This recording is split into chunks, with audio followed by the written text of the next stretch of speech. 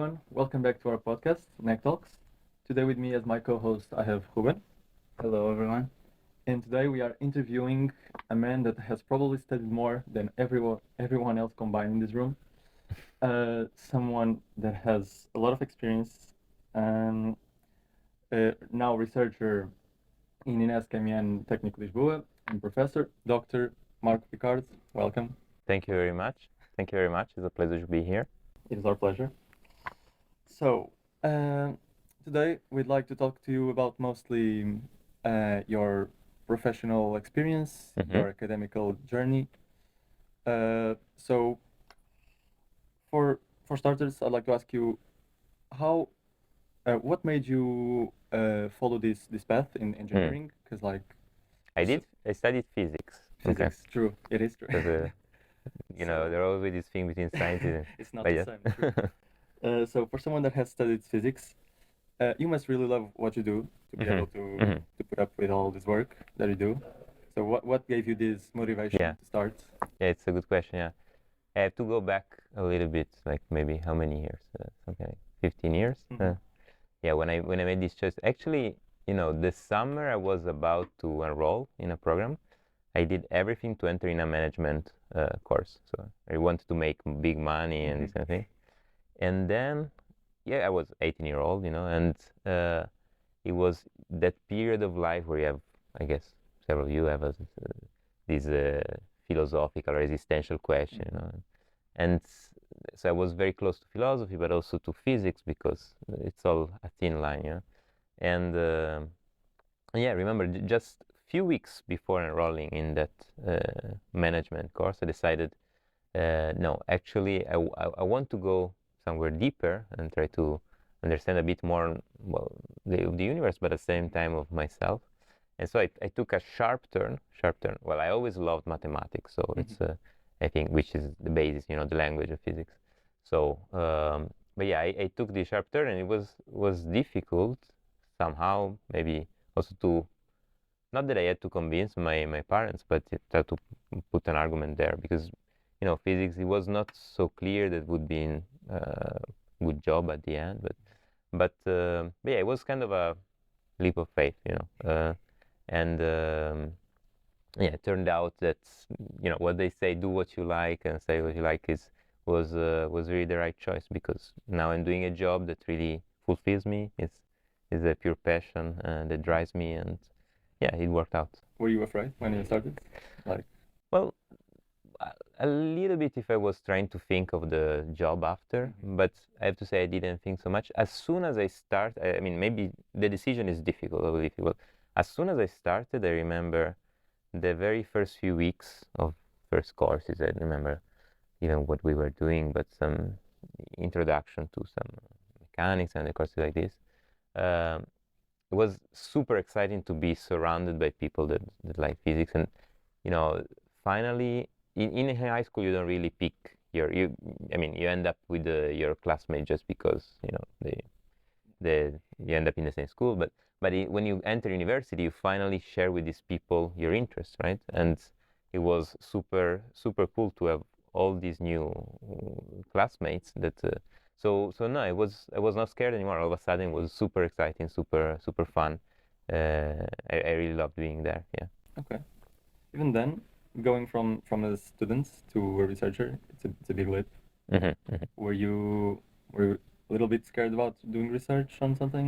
Was it like a thing you had in mind already, or? Yeah, it's when you look back, then you connect the dots, and it's easy to make. To kind of justify the choices a posteriori, but as it happened, was not so obvious. But just step by step, you start, maybe you do an internship, see you like it, and then you do another one. And obviously, I was always really attracted by the figure of the professor as a little bit being at the frontier of knowledge, always exploring new directions. So I felt like I wanted eventually to get there, but. Yeah, I think things really went little by little. I'm very, very curious. I get bored easily, and so this was the perfect activity because you're always at the frontier, always the frontier. And so I think scared, the only part that was really scary was the transition between researcher and faculty, because in the way it works in science, it's in terms of position, etc. It's really like a funnel. There's huge aperture to enter, and then the final positions are so few, and it gets super competitive. And that can be really, really stressful, because if you want to stay there, you have to compete with top people, and at some point there is also some chance you need to be at the right place in the right time. And it can be really frustrating, because the more you go forward, the more you can look back and say, okay, I did this sacrifice, I invested all this. How come that now I don't deserve this final position I want? But when there's such limited offer, it can be really difficult, and that's scary. That's scary because also it comes at a point that now it's not for you guys, but a point in life where you maybe start thinking of building a family. You want to settle, you want some stability, and there's this contrast. You have all this uncertainty on one side, and you want some stability, and so that part was scared. I was a bit scared. Yes. Yeah. So you wouldn't say that was like a big project that made you interested in research, or was more like a linear in the various steps? Yeah. Well, if I go back, many projects. Every project I did, I liked some of it, but yeah, the first step I remember, I was in my bachelor studies, and I wanted to do something about engineering, some nanomaterials. I like all these kind of areas, and ended up reaching out to a professor who was not even in my university. So it's something I always said to students, like, go out, explore. And he was an expert in gecko inspired material. So he wanted to be like a superhero that could kind of climb the walls and things like this. And so they were developing these nanomaterial, these nano adhesives they're really inspired by geckos, and then they work on very hierarchical scales, and then they can have huge adhesion properties. And I loved it. I loved the way this professor was thinking, and I think that really caught me. Even though it was not my field, and I kept on exploring and changed, but I started it was the first serious research, actually the first paper I wrote, and I felt like I just like the way research works, and then went on and on. Yeah. Okay, nice. So Marco, it is well said that the experience someone face along their life that makes us as a person. So I wanted to question you a bit about your experience that you have along your life. Do you consider that your international experience, such as Harvard and University, influenced the approach you do in science and research? Totally. Yeah, totally. Yeah. I don't think I would be myself without, on a personal and on a professional level, without the international experience I did. Yeah, it's crucial to see. Well, I'm stating obvious things, but to see from a different perspective. Just even when I went on simply on an Erasmus in Sweden, I started seeing, okay, there they were not teaching lectures top down, so ex cathedra, meaning just a professor, but there was a lot of bottom up, which was super interesting. So we were a lot of project based, a lot of discussion between students, and this completely changed my way of thinking of learning physics. And just an example, but then I went to France, in Paris, and it was in a very competitive environment, and I saw things. It was a bad experience in some sense, but still very, very formative. And and then many other. The US have a completely different way, a very enthusiastic approach towards life and science. But in Harvard was definitely completely career changing. I remember when I got there, it's the first 3 months I could barely sleep due to the excitement that was with me night and day. just being surrounded by colleagues that were so motivated, and there was, you could really feel excitement in the air everywhere around. And it's also in a unique place. It's in Cambridge, near Boston. It's a small town near Boston, and you have plenty of other top, very good universities.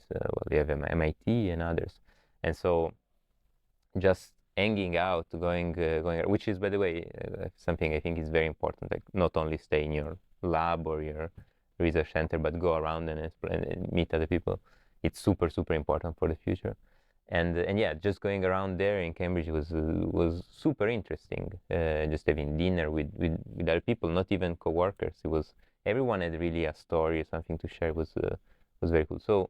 So absolutely, these type of experiences, the bad ones and the good ones, obviously shape you. It's very important to, therefore, to diversify as much as possible our experiences. Otherwise, we are like horses with just yeah, and we only look in one direction, and it's very limited what we can do. From your experience in this kind of international experience, do you give advices to future engineers to do the same as you? Well, obviously, yeah, I don't think it's good to only see as a best advice just to replicate. There's indeed, diversification is the most important, but yeah, in terms of international experience, yeah, I think it's, well, nowadays it's a must. You cannot really go far without this. It's so yeah, don't even think about not going out of the country for an internship. At least it's essential. Otherwise, you don't have that mindset that then is needed to really succeed. Yeah. I think it's yeah, everyone should try this. Yeah. In your case, since you went to such a specialized career, would you consider that's like a mistake, since you kind of lock yourself in one specific subject? Well, specialized depends exactly what you mean, but well, in a sense, I'm a researcher, yeah, but I've actually been jumping across different fields, different areas. So I'm actually in the area of photonics, which is very broad. I'm rather a generalist. So because for my master I did a certain topic, then for a PhD another, for the postdoc another, when I became a researcher yet another, and now as a professor I'm exploring yet another topic. And they're still quite different fields. How do you think of a different field? It means that when I go to conferences, I always see a different community. So I haven't been staying around always in the same type of community. So no, I wouldn't say I narrow it down so much. Obviously, yeah, it's still my career is always been around research, right? But no, yeah, on the contrary, no, I think it's very important to have this flexibility to try different things, because it's, in my opinion, is the secret sauce to then be creative, because you learn something in one area, then you move to another, and some concept you saw before, you think, okay, how would I reframe them in this new context? And you come up with a new idea that people have been sitting in that community for maybe a decade or two haven't thought about before. And so it's a really easy way to then bring new ideas in different areas. Since you spoke about creativity, is that something that you consider like indispensable when researching? Yes.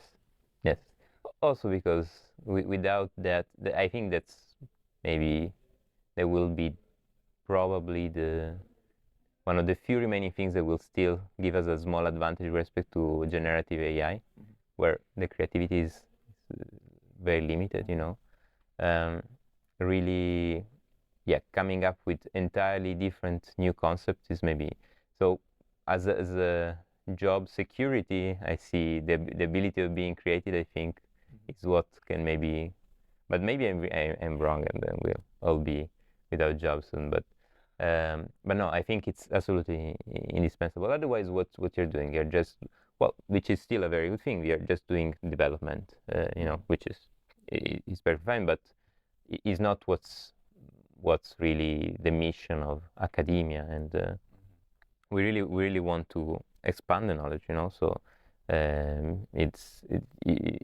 you cannot just dig always in the same tunnel, You need to go in a different direction, yeah. Was there anything that you learned in the beginning of your career that you still keep with you, like?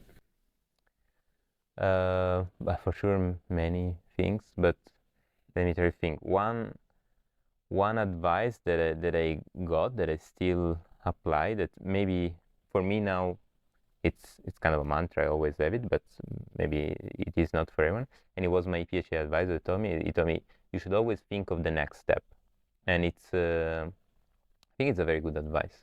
Some people kind of wander around, from one experience to another, and if you always, but I'm saying, like, think of the next 5 years or more, which can be terribly difficult because when later you look back, there are some things you could have not predicted. But doesn't mean that you need to have an accurate prediction, but just to have sort of a compass and say, okay, I'm aiming in this direction. Then an unforeseen event in your personal life or whatever can just bring you somewhere else. But and it's great. It's life. It's otherwise it would be boring, right? It would be just a book. You would just be reading a book. But yeah, having a little bit this look towards the future, I think it's very, very, very important, because it gives more action to what you're doing. It gives more purpose. Well, we've probably been asked a lot about this, but we can't not ask you about your meta power. The RC project. The Yes. grande project, yeah. Congratulations, by the way. Thanks. Winning. Yeah. I'd like you to explain to someone outside the field. How would you describe your project? Okay. So what we are doing with this new project that actually will start officially in January, so in a few months, it's to structure light, which is what we do in my field, to control laser matter interaction. So let me try to explain this maybe with the metaphor or some kind of analogy. So imagine being a sculptor, okay, like Michelangelo, okay, and so you want to do the most advanced and perfect shapes, but your marble instead is light, okay, and what you use to sculpt this instead of being just a scalpel is very, very advanced type of nanomaterials that are called metasurfaces that go beyond the properties of the simple materials. So we use these nanomaterials to structure light, and then we use this structured light to give shape to matter, okay? And what we want to do with all this is to achieve an exquisite control of matter in its extreme states. Like plasma is one of the primary examples.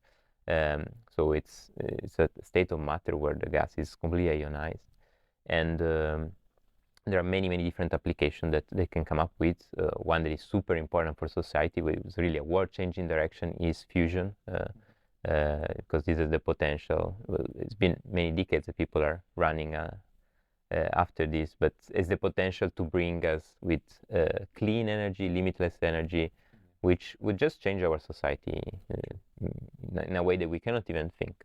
And so yeah, the idea is to try to develop new tools to control these processes very well. After talking a bit about your work, we need to ask a more important question about your personal life. How can you, with this much as work, how can you balance everything with your personal life and your work life? Okay. Yeah, that's a very difficult question. How to juggle the two things, but it's a super important question as well. Yeah. Well, I'm learning, so it's not that I have yet the answer. I think it's something one try to improve time over time, and I think this balance can change in different phases of life. Like probably in the past in my postdoc was all the way to oriented towards work and which is what we call a sacrifice, right? Or an investment. So I actually think it was a good investment. But yeah, now I just think that to live life fully, you need to have a good balance between the two. And well, or at least in my perspective, I know some colleagues that have decided this as the way to live, to always orient towards work. But yeah, I like this picture of the man that should be multidimensional, which is a concept that comes from Marcuse, a philosopher.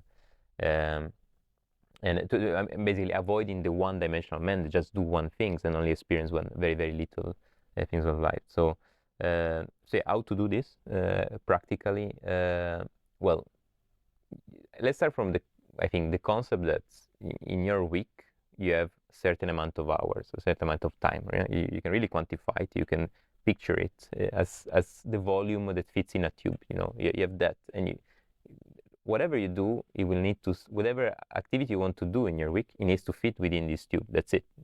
We don't have any ways to increase the volume of this tube, right? And so actually it's a good exercise to visualize. Like you start putting there together, like in a tube, different balls of different colors, and you start seeing, okay, at what point I'm feeling it. And so the only way to have a balance is to squeeze in some different activities and force them to be there. Then you're forced to switch between different things. So for me now, family is a huge part of this. Actually, kids are huge help in some way to have a balance because they're responsible for them, and there's not much, so you have to dedicate time to that. So subtract it to something else. But yeah, this can be maybe at an earlier phase. It can be anything else. If you force yourself to exercise, which is super important, for instance, yeah, you'll have to switch between these things. In the end, it's something really. It's really a mindset, being able to say at some point, okay, it's time to have a break, to do something else. Also, I think it should go in waves, so it shouldn't be fixed not every week should be the same. If you're working towards a super ambitious project, it's fine to dedicate a lot to that for maybe a year or more. But if as soon as you start feeling like signs of burnout or something like this, there's no point in going much further, because we know that then productivity completely falls. So you're not being efficient. You're not using your energies well. But it's such a personal way to find the balance and the solution to this. I just think what we should all do is keep this in mind, because some people just forget that is an important aspect. Still, you're in our last question. What kind of hobbies did you have to sacrifice, or did you have to sacrifice any hobbies at all to achieve your goals in your career? Hobbies. I wouldn't say that I really sacrificed hobbies, but well, I cut when the time I worked most, it was when I was in Harvard, and well, I was far from my girlfriend at the time, so it was already, the distance was a sacrifice. It was not only a time sacrifice but a space sacrifice, and obviously family, all this. So somehow some connections had to be reduced in time. But also there, what I was doing, I was maybe working very hard for 3 months, and then taking a week of break of holidays, going in a beautiful place, an exotic place, just to recharge and to have a strong connection. But yeah, in terms of hobbies, I think during my studies I did everything I wanted. At the time I had a rock band, and we were practicing twice a week, and then having concerts. And I think a hobby is something you can easily put a few hours, sprinkle them around. I think it's still possible to combine various things. Yes. I didn't do a major sacrifice in that sense. I think really distance, the long distance relationship was maybe the biggest sacrifice I did in my research period. I'm actually very interested in one thing. You mentioned rock band. What kind of instrument did you play? Okay, the electric guitar, yes. Oh, okay. Yeah. I studied classical guitar until when I was 15, 16-year-old, more or less. And then, approximately at that time, we started a rock band together, which actually what I liked the most about was, again, the creative process. I really enjoyed writing new melodies and the text, and even more deeply the concept that would go around with a song. And it's something I reconnect with somehow research. The creative process is what I like the most. So apart from being with friends, obviously rehearsing and the excitement of concerts, which actually was too much. It was too stressful. But yeah, our band was the Grey Moquette. That's yeah. You mentioned philosophy a lot. Is that something that you think goes in hands with your career as a researcher? More than with my career, I would say with life. Yeah.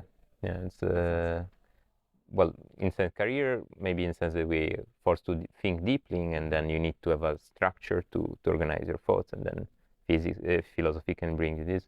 But no, it's more really life. And we go back to that time when I was 18-year-old and I had to make the choice, and it's still somehow that part of me is still inside me, and wants to rationalize and understand things on different levels. So, well, given this, I am still not really an expert in philosophy, but I like just taking some concepts here and there and trying to explore and apply to my life, to have different keys of understanding.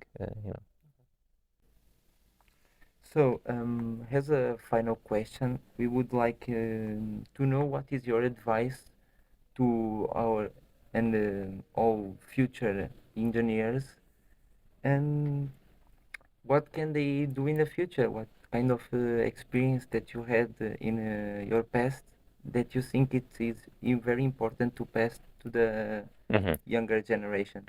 Okay. So a final message. Well, maybe the thing that drove me the most in life is maybe one of the few things that my dad taught me when I was a kid. It's a simple concept, but it just, if you do something, do it at your best.